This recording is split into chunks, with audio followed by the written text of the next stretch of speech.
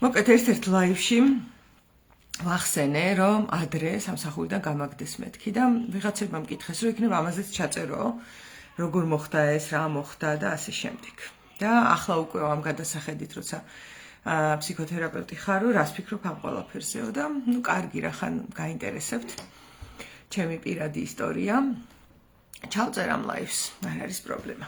მოკეთ ვითარება ასეთია, რომ რაღაც მომენტში მე ხა პირველი განათლებით ვარ მუსიკოსი, კონსერვატორია მაქვს დამთავრებული, ორკესტრებში უკრავდი, კონცერტებს უკრავდი, სოლოებს და ასე შემდეგ. ხო და რაღაც მომენტში საქართველოში რომ დავბრუნდი, დამხდა ასეთი სიტუაცია, ანუ და მე მუშავა ნიჭიერთა აწლეთში, სადაც იმ დროს იყო ხელფასი არ ვიცი, ერთი მოსწავლე თუ მეყოლებოდა თვეში მგონი 30 ლარი. თუ სწორად არ მახსოვს ბოდიში, მაგრამ მაქსიმუმ 50 ყოფილიყო, მეტი ნამდვილად არ იყო. ან უნდა მე კერძო მოწაფეები ამეყვანა, რომლებიც ემზადებოდნენ მისაღები გამოცდისთვის და მანდაც რაღაც არ ვიცი, შედარებით უკეთესი ანაზღაურება იყო, მაგრამ იყო ესეთი, არამზარდი, მოკლედ ფიქსირებული რა. თვეში 30 ლარი, ორი მოწაფე თუ გეყოლება 60, სამი თუ გეყოლება 90 და მე გლეჯა მიდიოდა მოწაფეებზე ხოლმე, ძალიან დიდი კონკურენცია იყო. თავიდან ერთი წელი ვიმუშავე და მყავდა კიდეც მოწაფეები და შედეგიც ჰქონდა და ასე შემდეგ, მაგრამ არ იყო ეს შესაბამისი იმისა, რაც მე ვისწავლე.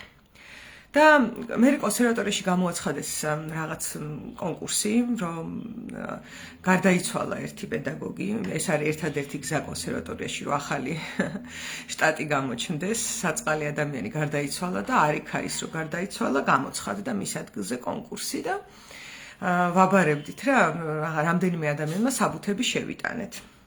ამ კონკურსზე იყო ნეპოტიზმის ზეიმი ნამდვილი, იმიტომ რომ თურმე ესე იგი ხალხი ამ პროგრამას 3-4 თვეა რეპეტიციობენ, რაც იქ უნდა დაუკრან და ოფიციალურად კიდე არის, რომ ერთი კვირით ადრე უნდა მოგცენ და შენ ერთ კვირაში როგორ ისწავლი, ამაზე უნდა შეგაფასონ. მიუხედავად ამ საშინელი ფილტრისა, რომელიც სხვათა შორის ერთ-ერთი მონაწილისგან გავიგე, ანუ შემთხვევით, თქვათ მონაწილე არ იყო კონკურსის, მაგრამ უკრავდა სხვა მონაწილესთან ერთად და მითხრა, რომ იცი რა, ტასო შენ რო ეხლა ამას ეხა სწავლობ და უკვე კარგად უკრავ. ის მონაწილე 3 თვეა გვარეპეტიციებსო ამ იგივე მუსიკას. ხო, ასეთმა ინფორმაციამაც გამოჟოვნა და მოკეთ ბევრი რო არ გავაგრძელო, მიუხედავად იმისა, რომ 100 თავით ვჯობდი ეხა თამამად ვიტყვი ამას ჩემს კონკურენტს, მაინც ჩემი კონკურენტი აიყვანეს და ულოცავდნენ მერე, გეგონება თვითონვე არ ჩაუწყეს საქმე. ეს ფარისევლობის და ტყუილის და ნეპოტიზმის ზეიმი მოაწყეს ჩვენს კონსერვატორიაში და თამამად ვიტყვი ამას, ვინც კონსერვატორიდან მისმენთ, არაერთხელ გინახავთ ეს, თუ ხმას ამოიღებთ, ამოიღებთ, თუ არ ამოიღებთ, ამოიღებთ. მე ნელ სამაგერო ძალიან მადლობელი დავჭი ამის, იმიტომ რომ საბოლოოდ ამეხილა თვალები მაგ პერიოდში და მივხვდი, რომ ადამიანი რაღაცნაირად ან დამოუკიდებელი იქნები და შენ თვითონ შექმნი შენს ცხოვრებას და თუ არ იქნები დამოუკიდებელი, ეს უკვე ნიშნავს, რომ რაღაცაზე ან ვიღაცაზე იქნები დამოკიდებული და ეს დამოკიდებულება იქნება ის ტოქსიციზმი და ის საწამლავი, რაც შენს მთელ ცხოვრებას გაჰყვება თან. შენ შეგიძლია ეს აირჩიო და მაშინ წინასწარ გაემზადო ფსიქოემოციურად, რომ ხან ნეპოტიზმი იქნება, ხან ჩაწყობა იქნება, ხან გაგაგდებენ სამსახურიდან, ხან მიგიღებენ, ხან დაგაკლებენ ხელფასს, ხან არ დაგაკლებენ და წინასწარ ხა სტოიკური მაინდსეტი თუ გექნება, არაუშავს რა, არავინ არ კვდება, ხო? ვიღაცას გააგდებენ, ვიღაცას მიიღებენ, ვიღაცა ვიღაცის ბიძაშვილი იქნება, ან ძმაკაცი, ან შეიძლება კონდეს ცემენტის ცეხი, რის გამოც მე დაფინანსებაში მიეხმარება კონსერვატორიას და ამიტომ კონსერვატორიას აწყობს, რომ ცემენტის ცეხი ვისაც აქ მიიღოს პროფესორად და ასე შემდეგ და ასე შემდეგ. ეგეთ ისტორიებს თუ გინდა ძალიან ბევრს მოგიყვებით, მაგრამ მე მაშინ პროტესტები მქონდა, ხოლმე პატარაც ვიყავი და მე მივხვდი, რომ არასწორად მაქვს პროტესტი რა. თუ ეს არ გინდა, უბრალოდ მაგ სისტემაში არ უნდა იყო და რაღაცა ალტერნატივა უნდა მონახო და ალტერნატივა სულ არის. დედამიწა არის ძალიან დიდი, უდიდესია. ეხლა გარედან კოსმოსიდან რო ფოტოს უყურებთ, პატარა ჩანს კი, ყველაფერი შედარებითია ამ სამყაროში, მაგრამ ჩემთვის აი მეტრი და 70 ვარ მე სიმაღლით, ხო? აი ჩემთვის არის ძალიან დიდი. ისევე როგორც ჭიაჭველისთვის არის მაგალითად ჩემი სახლი ძალიან დიდი სივრცე. ამიტომაც რა თქმა უნდა, თუ ფართოდ გადახედავ, მიხვდები, რომ არაფერი ეს არ არის, ბაყაყების ყიყინია ის რა ხდება ჩვენს კონსერვატორიაში. არაფერი არ არის. ხო და მოკეთ აი ესე გავახილე თვალები და დავიწყე აქეთ-იქით ყურება, რომ რა შეიძლება მე ვაკეთო ახლა. მას მერე რაც დავინახე, რომ ეს სტრუქტურა არ არის საჩემო რა. ვისთვისაც არის ღმერთმა ხელი მოუმართოს, მართლა არ ვამბობ ამას განსჯით. არის ხალხი, ვისთვისაც ეს კარგი ადგილი არის, ხო და მაგ დროს ვინაიდან საფრანგეთში ვისწავლე მე წლები და ფრანგული უკვე ლამის ფრანგივით ვიცოდი, ლამის არა.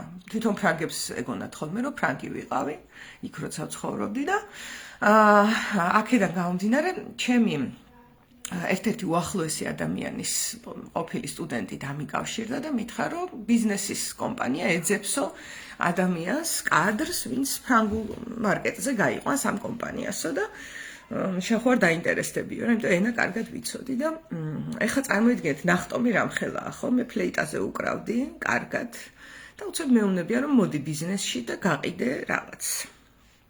ხო. ნუ მივედი გასაუბრება გავიარე, ძალიან საინტერესო ადამიანი იყო, ვინც გასაუბრებაზე შემხვდა, მინდა გითხრათ.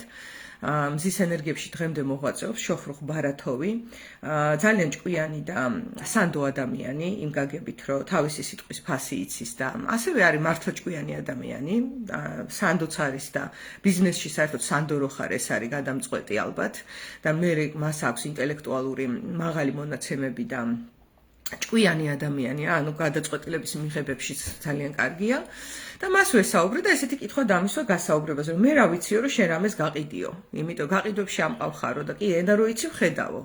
Excellent ესე მითხრა. ნუ ფრანგივით ლაპარაკობდი ხო გეუბნებით. ეხა ისე კარგად არ მახსოვს ფრანგული, მაგრამ ნუ ერთი კვირა რო საფრანგეთში წავიდე, ისე დავიბრუნებ მაგას და ეხაც კარგად ლაპარაკობ ისე. ხო და მითხრა რომ ესო excellent და ნუ ფრანგული გავიგიო, მაგრამ რა ვიციო რამეს გაყიდიო შენ ხო? მუსიკოსი ხარო. და მე ვთხარი, არც მე არ ვიცი მეთქი. გულწრფელად რო გითხრა, წარმოდგენა არ მაქვს. როგორ შეიძლება რამე ვიცოდე, რომ რამეს გავყიდი? და საუბარი არის მზის ენერგიების ძალიან ესე დიდი რაოდენობით გაყიდვაზე რა. ანუ განახლებადი მზის ენერგიების ბატარეები, პანელები, ეგრეთ წოდებული, უნდა გამეყიდა კონტეინერებით ჩინეთიდან ევროპაში, კერძოდ საფრანგეთში და ფრანგულენოვან ქვეყნებში და თან კომპანია ახალი დაწყებული ქონდათ საქართველოში, ბრენჩი. და ძველი მშობელი კომპანიაც, რომელიც გერმანიაში იყო დაფუძნებული, ნუ წლების მანძილზე ჩანჩალით ვითარდებოდა, უბრალოდ არ კოტრდებოდა, იმიტომ რომ ქონდა ქარხანა და სხვის პროდუქტს აწარმოებდნენ, თავის ბრენდს ვერ ყიდიდნენ კარგად. ხო და მეც ესე ვუთხარი, რომ არ ვიცი მეთქი რა გულწრფელად რო გითხრა, თუ გინდა ვცადოთ თქო რამდენიმე თვე და ნუ თუ გავყიდი, თუ ვერ გავყიდი და ნუ რას ვიზავთ მეთქი რა, მეც წავალ ჩემ გზაზე, ფლეიტაზე დაკვირას გავაგრძელებ თქო და კარგია. მე ვფიქრობ, რომ კრეატიული ადამიანი ხარო და ამისთვისაც მადლობაო ეხა რაც თქვიო, იმიტომ რომ გულწრფელობაო მნიშვნელოვანია და ამიყვანა სამსახურში, გამოსაცდელი ვადით 3-4 თვის მანძილზე, ზუსტად არ მახსოვს ახლა. და რო გითხრათ, ეს კომპანია აბსოლუტური ნოლიდან საქართველოს ოფისმა, გაყიდვების ოფისმა გაკაჩა საერთაშორისო რანკინგზე ტაიერ 1-ში. ეს ახლა კერძოდ მაგ ბიზნესში ნიშნავს, რომ დამკაში გახვედი, უხეშად რო გითხრათ რა. აბსოლუტური ნოლიდან დავიწყეთ. აი ესეთი თანამშრომელი ვიყავი მე. მინდა რომ აი ეს შესავალი გამეკეთებინა, რომ ნახოთ საიდან გამაგდეს რა. ეგ უნდა ჩანდეს კარგად. მე ვიყავი თანამშრომელი, რომელიც შევედი და გაყიდვები საერთოდ არ ხდებოდა ოფისში. იქ სხვა კარგი გაყიდვებიც ისხდნენ, ცდილობდნენ, მაგრამ არ გამოდიოდა არაფერი რა. თვეების მანძილზე დაახლოებით 6 თვე, რა თქმა უნდა, დაწყებიდან არაფერი არ იყიდებოდა. და მე რომ მივედი, აი რაღაცა იქ ერთი ცალი გაყიდვა სადღაც მოხდა და მიდიოდა ზეიმი. შამპანურებს ხსნიდნენ ხოლმე ერთი კონტეინერი რომ გაიყიდებოდა რა. აი ესეთ ვითარებაში მივედი მე, ანუ დამწყებ ვითარებაში შევედი და მარკეტი, რომელიც ჩამაბარეს, მაშინ მე ვერ ხვდებოდი და ეხა უკვე გამოცდილი რო ვარ, იყო ძალიან ძნელი მარკეტი. ევროპაში რამის გაყიდვა ხო წარმოგიდგენიათ? რამხელა კონკურენციაა, ხო? ყველას ევროპაში უნდა რაღაცის გაყიდვა. ამერიკაში გაყიდვაც უნდათ, მაგრამ ამერიკა ძალიან დიდია. და ევროპა არის თან უფრო ახლოს, იმ გაგებით, რომ ჩინეთიდან ეხა ევროპაში ჩატანა უფრო ახლოა. და თან ამერიკას ანტიდამპინგი აქვს ჩინეთზე, ანუ იქ ვერ გაყიდი რა და ანუ ასე ვთქვათ, ფულიან ხალხს თუ გინდა რომ იყიდო, ყველა ბიზნესი ატარგეტებს ევროპას, თელ სოფლიოში და ნუ ესენიც ატარგეტებდნენ, ბუნებრივია. მაგრამ იქ იყო საოცარი კონკურენცია და მე პირველ შეხვედრაზე, როდესაც განვიხილეთ რა ხდებოდა, პირდაპირ ვკითხე, რომ როგორ გინდათ მეთქი, რომ გავყიდო პროდუქტი, რომელიც უფრო ძვირია, ნაკლებად ცნობილია, არაფრით არ არის უკეთესი სხვაზე. და ყავს რა ვიცი 10-15 კონკურენტი, რომელიც მომჯდარია მარკეტზე. ესე ვკითხე. ანუ რომ დავაკვირდი რა ხდებოდა, ეს კითხვა დავსვი და მაგაზე ჩვენი გაყიდვების დირექტორმა ძალიან საინტერესო პასუხი გამცა.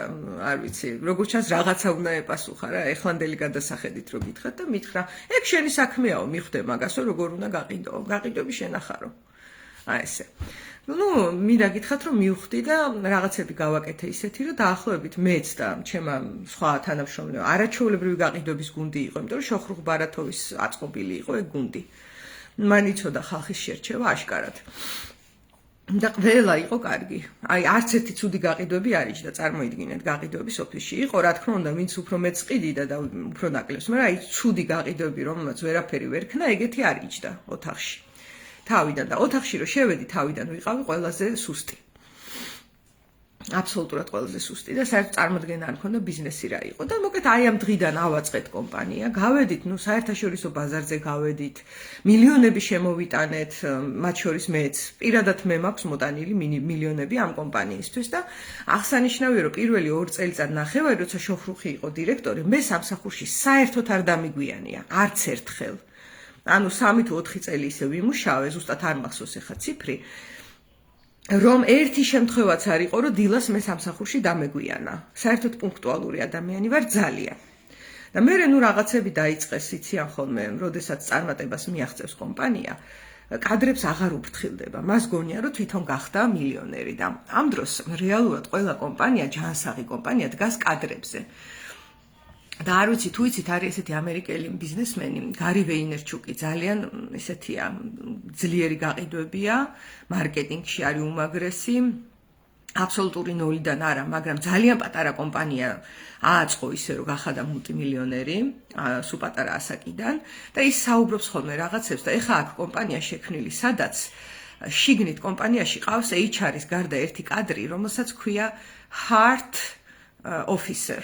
გულის ოფიცერი და რას ნიშნავს ეს გულის ოფიცერი? დადის ეს გულის ოფიცერი და ყველა თანამშრომელს ეკითხება, რომ რამე ხო არ გიჭირს? ან ოჯახში როგორ ხართ? რამეზე ხო არ დაგეხმარო? რაღაცა სირთულე ხო არ არის, რაც შეუძლია ჩვენ კომპანიასო შენ? ფსიქოლოგიურად როგორ ხარ? ხომ არ გინდა რომ თერაპიაზე ჩაეწერო და ჩვენ დაგიფინანსოთ თერაპია? გესმის, რას აკეთებს გარი ვეინერჩუკი? იმიტომ რომ იმან ძალიან კარგად იცის, რომ ადამიანი არ არის მხოლოდ ფიზიკური არსება, არის ფსიქოემოციურიც. ესეც ფიზიკაა, მაგრამ აი ამ გაგებით რო გითხრათ და სპეციალურად ყავს კადრი არჩეული, რომელიც დადის და უფრთხილდება თანამშრომლებს, მათ ემოციურ განწყობას და ასე შემდეგ. ეს ხა ხო ზღაპარია, მაგრამ ეს არის, როდესაც კომპანიას ესმის კადრი რამდენად მნიშვნელოვანია. და გარი ვეინერჩუკი არის წამყვანი პერსონალური ბრენდი და მაინც ესმის, რომ კადრი არის გადამწყვეტი მისი ბიზნესისთვის. მაგრამ ამ კომპანიას ეს არ ესმოდა, რომ გავიდა საფრენბილიკზე და აფრინდა თვითფრინავი, იფიქრა, რომ მე ავაფრინეო. და ის დაავიწყდა, რომ ჩვენ ავაფრინეთ კადრებმა. გაყიდვებმა განსაკუთრებით. თუმცა მარკეტინგიც არაჩვეულებრივი ყავდა და მათ საერთოდ საოცრება ჩაიდინეს მარკეტინგის სამსახურიდან გაუშვეს, იმიტომ რომ საყვარელი ყავდა დირექტორს და ის უნდათ რომ მარკეტინგზე დაესვათ. ეგ არის, არ ვიცი, დაღუპვა, თვითმკვლელობა ჩაიდინეს რა მარკეტინგის კუთხით. კარგია, მაგასაც გავეშვათ. ხო და მე მოკლედ არასოდეს არ დამიგვიანია სამსახურში, ვიყავი ერთ-ერთი საუკეთესო კადრი, კარგად ყიდიდი, 4 ენა ვიცოდი, ყველა ჩემს კლიენტს ჰქონდა long term ურთიერთობა ჩვენთან, ერთჯერადი გაყიდვა თითქმის არ გამიკეთებია არავისთან და ასე შემდეგ რა. ეს არის ბექგრაუნდი და ეხლა რა მოხდა? რის გამო გამაგდეს სამსახურიდან? შოხრუხ ბარათოვი შეცვალეს, ეგეც გააგდეს. საერთოდ ამ კომპანიამ დაიწყო გაგდებების პოლიტიკა რაღაც მომენტში და შოხრუხი რო გააგდეს, მე ვიყავი შუა მოლაპარაკებაში ძალიან დიდ კომპანიასთან. სოფლიოში ნომერ მე-10 ყველაზე მსხვილთან, რომელსაც გაუფორმე 4 მილიონის კონტრაქტი და ამ კონტრაქტზე უკვე ნამუშევარი მქონდა 6 თვე. და არ მინდოდა, რომ ხედავდი უკვე, რომ ძალიან ტოქსიკურ გარემოში ვარ, მაგრამ არ მინდოდა, რომ ეს ამხელა შრომა წყალში გადამეყარა და მინდოდა, რომ დამეხურა ეს კონტრაქტი და დავრჩი. თუმცა მთელი ჩემი ორგანიზმი და ჩემი ფსიქიკა მეუნებოდა, რომ წადი აქედან ახლა. მაგრამ არ მივდიოდი, იმიტომ რომ ის ჩემი საქმე რაც დავიწყე, მინდოდა, რომ ბოლოში გამეყვანა. დილას მუსიკას უსმენდი ხოლმე. რომ ჩემი თავი ასე ვთქვათ მომეყვანა იმ განწყობაზე, რომ მიუხედავად იმისა, რომ ჩვენ ნოლიდან გაგქაჩეთ, ეს იყო ჩემი მესიჯი დირექციის მიმართ. ჩვენ ნოლიდან გაგქაჩეთ, ჩვენ აქ ვიჯექით, როდესაც ვერ ვყიდიდით, ჩვენ აქ ვისხედით, როდესაც შენ პროდუქტი არ გივარგოდა. ჩვენ აქ ვისხედით, როდესაც კაციშვილმა არ იცოდა ვინ იყავი და მაინც ყიდიდით და უმუშაობდით შენთვის. და შენ ახლა, როდესაც ჩვენ უკვე გაგქაჩეთ და გაგიყვანეთ მსოფლიო ასპარეზზე, თითის ქნევით გველაპარაკები და გვაშინებ იმით, რომ გაგვაგდებ და მოგყავს ახალი კადრები და ყოველდღე მესეჯ ბოქსი რაც გაგვეუბნები, რომ არავის შეუცვლელი არ არის და ვისაც მინდა იმას ავიყვან და ვისაც მინდა იმას წავიყვან და თვეში ერთხელ უშვებ თანამშრომელს სამსახურიდან. ეს გარემო შემიქმენი შენ მე. რაშიც მე რა თქმა უნდა ვზივარ და ხვდები, რომ ერთ-ერთი მომდევნო ვარ მე. და ამ დროს თან უნდა გავყიდო. ამაზე ტოქსიკური სიტუაციის წარმოქმნა ძნელია რა, რო გითხრათ. და ყველა სიკეთესთან ერთად ახალი თანამშრომლები ცალკე ოთახში გიზის. და ეჭორავები ჩვენზე და ძველი თანამშრომლები აქეთ გიზივართ. და ჩვენ ზუსტად ვიცით ყველა, რომ გასაგდებები ვართ, ანუ ნელ-ნელა მოვა ჩვენი რიგი. შეიძლება ყველა ეს არ იცოდა სხვათა შორის და ეგონათ, რომ ეს არ მოხდებოდა.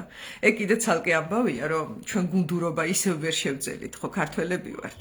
და როდესაც დაიწყეს ესე თავების დაყრა სათითაოდ, ყველას ეგონა, რომ აი ეს ერთი გააგდეს და მე დამტოვებენ, იმიტომ რომ მე რაღაცა ბანკის ვალი მაქვს და მეშინია, რაღაცა ისა მაქვს და მეშინია და არავინ მხარი არ დაუჭირა არავის, ვისაც აგდებდნენ.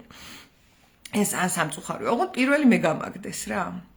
ეხლა ნახეთ როგორ დაიწყო ეს გაგდებების კამპანია. ანუ ჩანდა რომ ახალი კადრები აიყვანეს, ვინც იაფი დაუჯდებოდათ, იმიტომ რომ ჩვენ ამასობაში კუნთები გაგვეზარდა და ბაზარზე ვიყავით ძალიან მაღალღირებული კადრები და ამათ უნდათ რომ ფული დაეზოგათ და აიყვანათ ასაკობრივი შეკვეთა ქონდათ პირდაპირ გაკეთებული, რომ 25 წელზე ზევით არ გვინდა კადრიო. ეგონათ რომ რა პრობლემაა, უკვე გასულები ვართ ახლა ჩვენ დამკაში და კლიენტები მოვლენ, შეკვეთას დააყენებენ, გაყიდვები გააფორმებენ კონტრაქტს. всё. კონტრაქტის გაფორმებას რა თუნდა 4 ენის ცოდნა და ბიზნესის ცოდნა და გაყიდვების 4 წლიანი პრაქტიკა. არაფერში არ ჭირდება ეს. ანუ მე ვარ კადრი, რომელიც 4 კადრის ხელფასს ვჭამდა, იმასაც საკომისიოსაც. და ამას დაემატა ის, რომ ყავდა საუკეთესო კლიენტები, რომლის გადაყვანაზეც ოცნებობდნენ, რა თქმა უნდა. საოცნებოთ მე ისეთი კლიენტები მყავდა, რომ მაგ კომპანიას არ დასიზვრები 10 წელი ისე იმუშავეს, რომ ეგეთი კლიენტი არ ყოლიათ რა. ჩემი კლიენტი შვედეთიდან იყო, შვედეთში ქონდა ძალიან დიდი ოფისი, ჩვენ რო იუსტიციის სახლი გვაქვს ეგეთი და საერთაშორისოდ აშენებდა პროექტებს და იყიდა ესპანეთიდან, წაიღო რაღაც გადაიხადა ნიდერლანდებიდან, სათავო ოფისი ქონდა შვედეთში თუ ნორვეგიაში არ მახსოვს და წაიღო და აფრიკაში დაიწყო აშენება. აი ესეთ კომპანიას მივყიდე და რა თქმა უნდა უნდათ ამის გადაყვანა და მე ხა სკამზე რო ზივარ, ქვევიდან ცეცხლი მინთია და ვიცი რომ ის ვარ რა, გაგდების კანდიდატი ვარ საუკეთესო. ამას დაემატა ის, რომ ეს мотиваცია ესე რომ დამეცა, ერთბაშად დავიწყე დაგვიანება. ყოველ დილას ვაგვიანებდი. აი ხო გითხარით 3 წელი არ დამიგვიანია არც ერთხელ. და უცებ ეს კადრი, რომელიც არასდროს არ ვაგვიანებ, ყოველთვის ვარ პუნქტუალური, ვარ ყველაზე reliable საყრდენი კადრი და ასე შემდეგ ერთ-ერთი, ხო? უცებ ყოველ დილას ვაგვიანებ 15 წუთი, 20 წუთი, ნახევარი საათი, 40 წუთი, ნახევარი საათი, 15 წუთი, 20 წუთი, აი ესე. და არავინ დაინტერესებულა დაახლოებით 9 თვის მანძილზე და იდეაში იმიტომ არ დაინტერესებულან, რომ მე მაინც ვყიდიდი. მაგრამ არ დაინტერესებულან რომ ეკითხათ რომ ის კი არა რომ რატო აგვიანებ და ეს სისულელია ხო? რა ხდება ტასო? რა ხდება შენს თავს? როგორ მოხვედი აქამდე და არ დაინტერესებულან, იმიტომ რომ არც აინტერესებდათ ეს, მართლა არ აინტერესებდათ. იმათ აბსოლუტურად სხვა პრიორიტეტები ქონდათ თავში, რომ მეტი ფული ეშოვათ და ვერ ხვდებოდნენ რომ კადრი არის მნიშვნელოვანი. სხვათა შორის დაიხურა ეგ ოფისი, მინდა გითხრათ. მაგრამ მე მაინც ჩემ თავზე ახლანდელი გადმოსახედით რო გითხრათ, რა შეცდომა დაუშვი მე როგორც პიროვნება. მე რო დავინახე რომ ესეთი ტოქსიკური სიტუაცია იყო, ალბათ ღირდა რომ ის კონტრაქტი დამეხურა და როგორც კი დავხურავდი და გავყიდიდი წამოვსულიყავი. მაგრამ ხო იცით გაყიდვები არის ცოტა კაზინოსავით რა შემთრევია. რო დავინახე რომ ეს დავხურე და სახელი გამივარდა როგორ იცით, აი ჩინეთიდან ევროპამდე ყველა მზის ენერგიების კომპანია მიცოდა ლამის მე ვინ ვიყავი, იმიტომ რომ მე მივყიდე SCATEX 4 მილიონი ევროს პროდუქტი უცნობი კომპანიიდან. რომელიც ბაზარზე ჯერ ახალი ამოწვერილი იყო რა, არავინ არ იცოდა, ეხა კი იციან უკვე სახელი. ხო და ამ დროს დამიკავშირდა ტოტალი და ტოტალი არის მსოფლიოში ყველაზე დიდი კომპანია.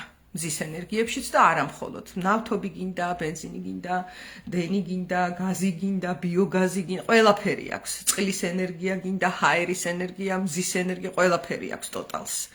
და დამიკავშირდა ტოტალი, რომელთაც რა თქმა უნდა ურთიერთობაში შესული ვიყავი და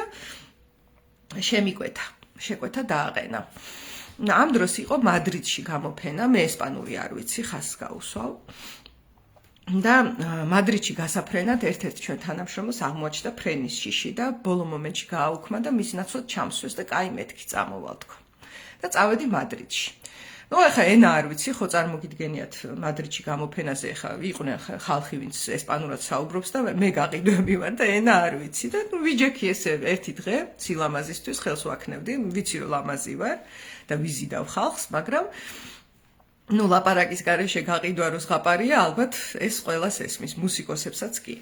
ხო და ვიჯექი ესე და მაინც ვიყავი იქ, რა თქმა უნდა, რა კი წავედი, ვიჯექი გამოფენაზე და მეორე დღეს დილას რო გავიღვიძე, ვიყავი ავად.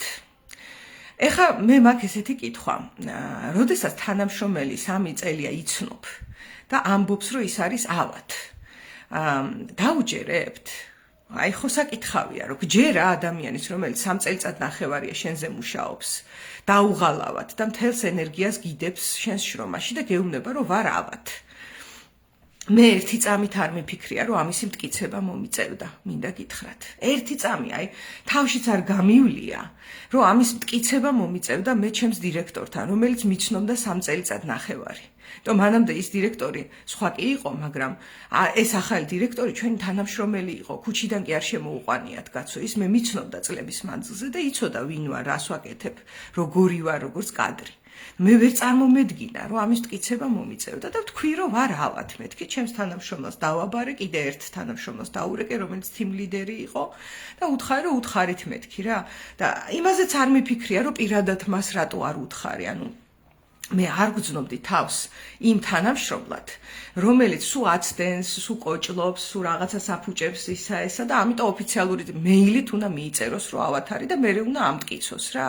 იმიტომ ეს მე ავანტყოფსაც კი მიმუშავია და სახლიდან მიმუშავია სიცხიანს და რავი რა აღარ მიქნია ხო 3 წელიწად ნახევრის მანძილზე და მივიდა ეს მოკეთ დავაბარე და ეხლა ამ პერიოდში ასევე დამიკავშირდა ჩემი მეგობარი, რომელიც ესპანეთში ცხოვრობს და არ მყავდა ნანახი ერთი 8 წლის მანძილზე და უთხარი მე რომ ავად ვარ მეთქი და იმან მითხრა რომ არ მაინტერესებს, თან კოვიდია ხალხო. არ მაინტერესებს რომ ავად ხარ, რამენაირად უნდა გნახო, იმიტომ რომ მე შენ 8 წელი არ მინახი ხარ, ბილეთის ფულს გადაგიხდი, ყველაფერს მე ვიზა, გვეხვეწები ვნახე და ეხლა მე რა გავაკეთე?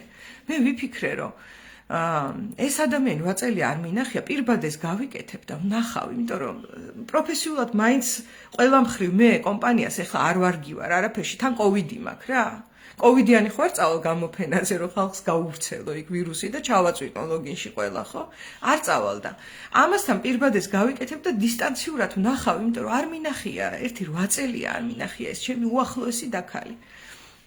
და წავედი და ვნახე. აი ეხა როგორც თქვენ გიყვებით, ესე სიტყვა სიტყვით მოვყევი მე ჩემს დირექტორთან რა გავაკეთე. და მიუხედავად ამისა, მან მაინც დაუჯერა. იმ ხალხს არ ვიცი ვის დაუჯერა, სიმართლე გითხრათ, მაგრამ სულელი იყო, დიდი ალბათობით. წუხვარ შოთა, მაგრამ მე ვფიქრობ, რომ შენ სულელი ხარ ამის მერე, რაც გააკეთე. და მან მაინც დაუჯერა იმ ხალხს, ვისაც არ იცნობდა. ახალი მოყვანილი ყავდა HR, ერთი თვის მოყვანილი. რაღაცა 2 თვის მოყვანილი ყავდა ის თანამშრომელი, რომელმაც მე ცილი დამწამა, რომ მე თურმე გასართობად წავედი და კომპანიას არ დავეხმარე და გავაცდინე გამოფენა. არადა ნამდვილად ავად ვიყავი და სამწუხაროდ ვერ წარმომედგინა, რომ ადამიანი, რომელსაც 3 წელიწად ნახევარი ვემსახურები და მიცნობს და ამ ხელა საქმეს უკეთებ, ჩემს მაგივრად მოусმენ და 2 სულელს, რომელიც ეხლა აიყვანა 1 თვის წინ. გაიგე? ეს ვერ წარმოვიდგინე და შესაბამისად არ გავიტესტე. თორე მე კოვიდი მქონდა, სიცხეც მქონდა, მახველებდა და არ გავიტესტე კიდე რატო იცით? იმიტომ რომ 10 დღის მერე მიწევდა ფრენა იტალიაში. ხო და იტალიაში ფრენა, ეხა მე რო გავტესტილიყავი იქ ადგილზე.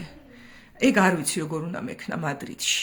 აი მართლა არ ვიცი, აი მადრიდში კოვიდის დროს ჩაფრენილი საქართველოდან ადამიანი რო გავტესტილიყავი იქ რა მოხდებოდა, მე რო კოვიდი დამიდასტურდებოდა, არ ვიცი. სიმპტომები დაწყებული მქონდა და გამოვფრინდი უკან მეორე დღეს. ამაზე ატყდა ძალიან დიდი ამბავი, იმიტომ რომ ცილი ცალკე დამწამეს, იქ ცალკე ახალმა HR-მა ამითვალწუნა, რომ ეგ სულ აგვიანებს სამსახურში და ის არ იცოდა, რომ 2 წელიწად ნახევარი და 3 წელი ერთხელაც კი არ დამიგვიანია. აი ერთხელ. პირდაპირ გეუბნებით, ხალხო არ ვაზვიადებ.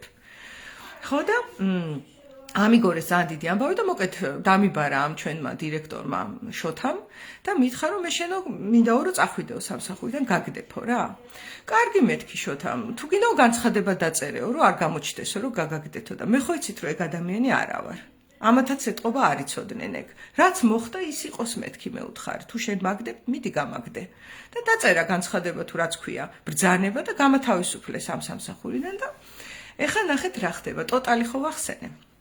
ზუსტად მაგ დღეს ქონდა გაგზავნილი ტოტალისთვის ინვოისი და ტოტალს უნდა ჩაერიცხა ფული კომპანიისთვის. ოღონდ ეს შოთამ არ იცის რა თქმა უნდა, იმიტომ რომ იმას უფრო აღელვებს ემოციური რაღაცა წარმოსახვითი სამყარო, პარანოიდალური, რომელიც შეუქმნა ჩემმა ახალმა უცნაურმა HR-მა, რომელსაც არაფერი გამოუცდია, ავერსში მუშაობდა ტიპი და იქიდან გადმოვიდა ბიზნესში. წარმოდგენა არ აქვს ბიზნესში რა ხდება რა. და ასევე თანამშრომელმა, რომელმაც როგორ გითხრათ, არც ვიცი ვინ იყო ეს გოგო და საიდან მოვიდა და გაყიდვებში რომ საერთოდ ანიბანი არ იცოდა და ასე შემდეგ და ასე შემდეგ. ყოველ შემთხვევაში მე ძველი კადრი ვიყავი. ეს ბევრ რამეს ამბობს რა. და ამათ მიერ აგორებულ რაღაც პარანოიას მოусმინა და მე სამსახურიდან გამაგდო, ხო ასეა. და იმავე დღეს საღამოს დამირეკეს, რომ ტოტალი იწერებაო, რომ ანასტასია სად გაქრაო, ფული სად ჩავრიცხოთ, როგორ ჩავრიცხოთ, როდესაც ჩვენი საკონტაქტო პირი არ გვპასუხობს მეილზეო და მის მეილზე რო გზავნით, მეილს უკან გვიბრუნდებაო. და ეგრევე გამიუქმეს, გაიგე, წვდომა ყველაფერზე და დამირეკეს და მთხოვეს, რომ იქნებ დაგვეხმაროო, რომ ეს გაყიდვა დავხუროთო. ეხლა არ ვიუზდელებ, მაგრამ გაგრძელები შეგიძლიათ თქვენ თვითონ წარმოიდგინოთ, რომ რა თქმა უნდა არ დავხურე ეგ გაყიდვა და დიდი ალბათობით მილიონები არ დაიხურა. ოღონდ მე ეს გავაკეთე, იმიტომ რომ უკვე გაგდებული ვიყავი. მე ვერ წარმომიდგენია გაგდებულმა თანამშრომელმა რატო უნდა დაგიხუროს შენ გაყიდვა, რომელიც იმ დღეს გააგდე. თან უსამართლოდ გააგდე, ძალიან უსამართლოდ. და რა თქმა უნდა სასამართლოში ვიბრძოლე და ასე შემდეგ, მაგრამ საქართველოა და აღმოვაჩინეთ, რომ კონტრაქტში ძალიან ბუნდოვნად ეწერა სისტემა და კომპანიას ჰქონდა ჩემი ბალი $10,000 აი ამ კომპანიას, რომელსაც მილიონები ვაშოვნინე და არ გადამიხადა. და იმედი მაქვს შოთა თუ მოისმენოდეს მე ამ ლაივს, რომ ეგ $10,000 ფიქრობ, რომ ძალიან $10,000 ბოდიში. ფიქრობ, რომ ძალიან სამართლიანად ვიღაცის ჯიბეში წავიდა ჩემი ჯიბის ნაცვლად, რომელიც მე მაგას ვშრომობდი და ამით ვიმსახურებდი ბევრად მეტს სხვათა შორის. უბრალოდ მაგაზე ვიყავით შეთანხმებულები და მე რაზეც ვთანხმდები იმას ვითხოვ. და იმედი მაქვს, რომ ვიღაცა უფრო შენ ალბათ ფიქრობ, რომ ვიღაცასთან უფრო სამართლიანად წავიდა ჯიბეში და სხვათა შორის მიუხედავად იმისა, რომ კაი წარმოდგენის არა ვარ შენზე, მჯერა რომ შენ ჯიბეში არ წასულა. მიუხედავად ამისა, ვიცი რომ შენ ჯიბეში არ წასულა, მაგრამ ვიღაცის ჯიბეში წავიდა, რომელიც ისედაც სქელი იყო და მე ქართველი კადრი, რომელიც ვიყავი შენი თანამემამულე და რომელსაც ვყავს 3 შვილი და შენ იცოდი ჩემი პრობლემები და უამრავი რამ იცოდი ჩემს შესახებ, ხო? მე სასამართლოზეც კი ვიბრძოლე და ეგ $10,000 მაინც არ წამოვიდა ჩემ ჯიბეში, რომელიც ჩემი იყო. ხო იცი შენ რომ ჩემი იყო. მე მესმის რომ სასამართლოში იბრძოლე და ამტკიცებინე ხალხს რომ აი კონტრაქტში თურმე არ წერია ეგ ისე როგორც უნდა ეწეროს და ასე შემდეგ, მაგრამ ჩვენ ხო სიტყვიერად ვიყავით შეთანხმებულები და შენ ალბათ გულის გულში იცი რომ მე $10,000 მეკუთვნოდა. აი ეს არის ჩემი კომენტარი.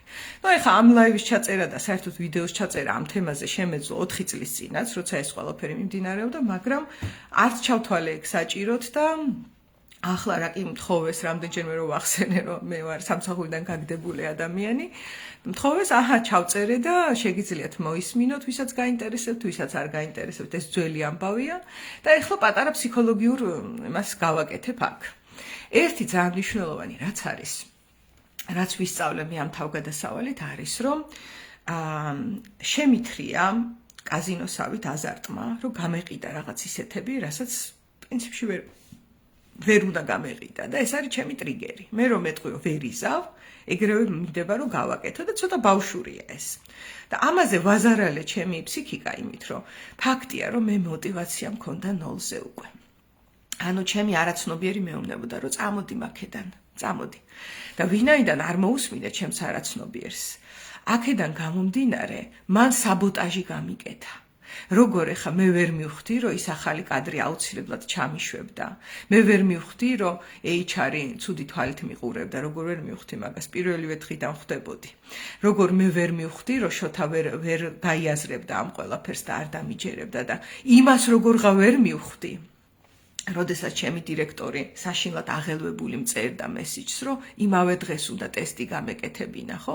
ნახეთ, რამდენი ვერ არის და სინამდვილეში ეს გამიკეთა ჩემმა არაცნობიერმა.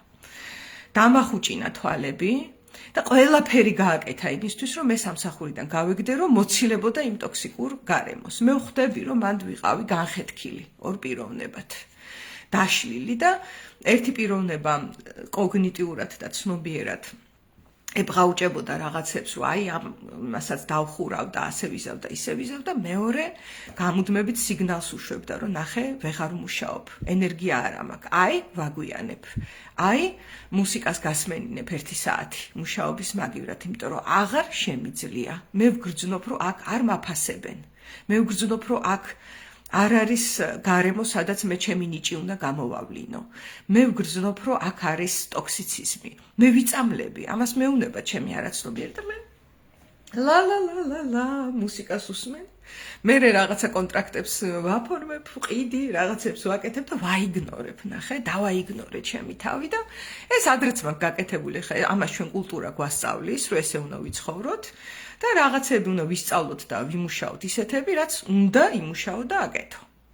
და ის რომ შენთვის რა არის ჯანმრთელი, რა არის ავთენტური, რა არის საშენო, რა არის ის, რაც შენს შინაგან მეს უხარია, იმიტომ რომ ერთხელ ცხოვრობ, ხო? ეს გვასწავლეს, რომ დავაიგნოროთ. და აი ამ გამოცდილებით, რომელზეც, რა თქმა უნდა, გარეთ არ შეხედოთ, ვიტყვით, რომ მე არაფერ შუაში ვარ და სხვა ადამიანების სისულელითა თუ ბოროტებითა თუ რაც გნებოდ დაარქვით, ხო? პროექციების აშენება შეიძლება იქ ბევრის. მაგრამ თან რეალობაა, რომ არ მეკუთვნოდა გაგდება. ფურცელზე არ მეკუთვნოდა რა. ეს არის ერთი მხარე, რაც ადამიანურად აი გასაგებია და მეორე მხარე არის, როდესაც იცნობ შენს არაცნობიერს და როგორ მუშაობს ის. და ამიტომაც ვხედავ მე, რომ ეს მე გაუჩალიჩე ჩემს თავს. მე გაუკეთე ეს ჩემ თავს, ის $10,000-იც რო ვერ ავიღე, ესეც მე გაუკეთე ჩემ თავს. იქიდან გამომდინარე, რომ სასამართლოზეც დავმალე 1-2 რაღაცა, რაც შემეძლო მე თქვა და გაზრდიდა იმას ალბათობას, რომ $10,000 ამეღო, ეხა ვხვდები ამას. და ეს ყველაფერი გაუკეთე, როგორც ჩანს, რატო იცი? ჩემივე თავი აღმიდგა წინ, რომ გამეგრძელებინა ჩემი თავის წვალება. იმიტომ ეს იყო წვალება, როცა შენ ხედავ, რომ არ გაფასებენ, ჩასაფრებულები გისხედან, იქ საბოტაჟისთვის ამზადებენ რაღაცა ინტრიგებს ხლართავენ, იქ ერთი სული აქვს შენი თანამშრომელი, ძალიან ბევრია რა. ბევრია ეს. და რახან ცნობიერად არ ყოფნის სიბრძნეო ჩემმა არაცნობიერმა, რომ შენ ახლა ადგე და პასუხისგებლობა აიღო შენს ცხოვრებაზე და შენს თავზე და წამიყვანო იქიდან, რომ წარმოიდგინოთ, რომ არაცნობიერი არის ბავშვი, რომელიც მე მიუგდე ახლა საჯიჯგნათ ამ ხალხს. და ჩემმა არაცნობიერმა ბავშვმა მითხრა, მიმაგდე საჯიჯგნათ? ეხლა მე ნახერები გავაკეთო და მართლაც გააკეთა, იმიტომ რომ წარმოიდგინოთ, სულ იმპულსური ქცევებია. ყველაფერი არის იმპულსური, რაც ვქენი იმისთვის, რომ ეს შედეგი დადგა. ის კონტრაქტიც რო კარგად არ წავიკითხე, სადაც თურმე ბუნდოვნად ეწერა, რომ მე საკომისიოს უნდათ გადამიხდიან, უნდათ არ გადამიხდიან. ისე ეგ არ არსებობს გაყიდვებში, რო იცოდეთ. არ არსებობს გაყიდვები, რომელსაც არ აქვს ფიქსირებული ბონუსი, მთელ მსოფლიოში ეგრეა. მაგრამ აქ თურმე ესე ქონდათ რა კონტრაქტში თავიდანვე გაკეთებული, რომ რა ვიცით ახლა ვინმე გაყიდვები რომ მართლა დიდ იმაზე ავიდეს ბონუსზე, მე რა ვქნათო, ხო ჩვენი ჯიბე იწვისო და არ უნდათ არც მაგის გადახდა. მოკეთ ძალიან ჟმოტი კომპანია იყო რა. ხო და ჩემ თანამშრომლებზეც ვიტყვი ერთ-ორ სიტყვას, რომ მე მათი მესმის ადამიანურად მათ ვერ შეძლეს გაერთიანება, იმიტომ რომ პირველი ვიყავი, ვინც გააგდეს და იფიქრეს, რომ თან მეორე ხუს გამოფენა გავაცდინე, ნახე, ესე გარედან რო შეხედო, ძალიან ისე ჟღეს, რომ გამოფენა გააცდინა და ავად რო ვიყავი და ესპანური რო არ ვიცოდი, ეს გრამოფონშია. მაგრამ კარგი. და გაჩერდნენ, იცი, არ დამიჭირეს მხარი, არც სასამართლოზე წამომყვნენ. საერთოდაც შოთას დაუჭირეს ბევრმა მხარი, ისე რომ მე მიმალავდნენ ამას. იმიტომ იცოდნენ რომ მე მართალი ვიყავი. ეს იცოდა ყველა. და განსაკუთრებით $10,000 რომ ეკუთვნოდა, მაგაზე ხო საერთოდ აი ლაპარაკი არ არის, მაგრამ არავინ არ წამოვიდა და მე იცით რა მოხდა, ყველა გააგდეს სათითაოდ. და ზოგს 40,000 არ გადაუხადეს, ზოგს 60,000 არ გადაუხადეს და ასე შემდეგ. ანუ ზარალი ძალიან დიდი მიიღეს და სათითაოდ დაყარეს თავები. და ბოლოს ეხა ასე რომ განაგრძეს ცხოვრება, ერთ დღესაც დაიხურა ეს კომპანია. 1-2 წელი გაკაჩა ეხა. მილიონებს რო გაყიდი და 2 წელი რო კაჩავდა მე რეკოტრდები, ძიმეა ეს. ძალიან ძიმეა, ხო? ნუ საქართველოს ოფისი გაკოტრდა და ეხა ჩინეთი არ გაკოტრდება, იმიტომ რომ იქ შეკვეთა სულ იქნება. თავის ბრენდს გაყიდიან ან სხვისას. ის არც არასდროს გაკოტრებულა, მაგრამ აი ესე მოხდა. და ამიტომაც თანამშრომლებთანაც და საერთოდ გუნდთან და ქართველებს ეგა გვაქვს თავარი გასაჭირი, არის ესეთი ფენომენი, რომ ნიშნულოვანი აღვიქვათ, რომ ან ყველა ვიქნებით და გუნდი ვიქნებით და ერთმანეთს მხარს დაუჭერთ და ან არა და თუ ერთი შეგატყვეს, რომ ერთ ადამიანს მაინც წირავ გუნდიდან, გინდა ოჯახი აიღეთ, გინდა სანათესაო სისტემა აიღეთ, გინდა სამუშაო გარემო აიღეთ, გინდა სასკოლო. გინდა ავიღოთ ჩვენი ქვეყნის მასშტაბი, ხო?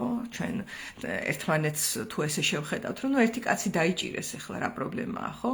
ასე თუ შევხედავთ, იმათ ეცოდინებათ, რომ ნახე ესენი ვინ არიან? ერთი კაცის დაჭერა რა პრობლემაა და ის ერთი კაცი ხარ შენც. ესეა სულ.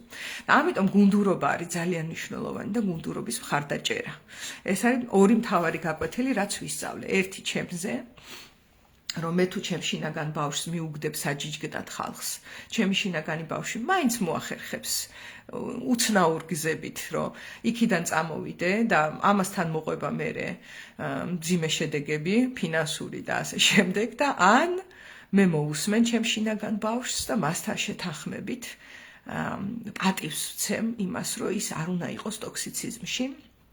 და ამ შემთხვევაში ჩემინებით პასუხისგებლობას და რისკს გავწევ, იმიტომ რა თქმა უნდა სამსახურიდან წამოსვლა რისკია, რომ ახალი ცხოვრება შევთავაზო მას, როცა დავინახავ, რომ ის ძველი აღარ მუშაობს. რისკს რაც შეეხება, კი რისკია, თუმცა ჩვენ ადამიანები ვართ, თითოეული ჩვენგანი, აქ მარტო ჩემზე არ არის.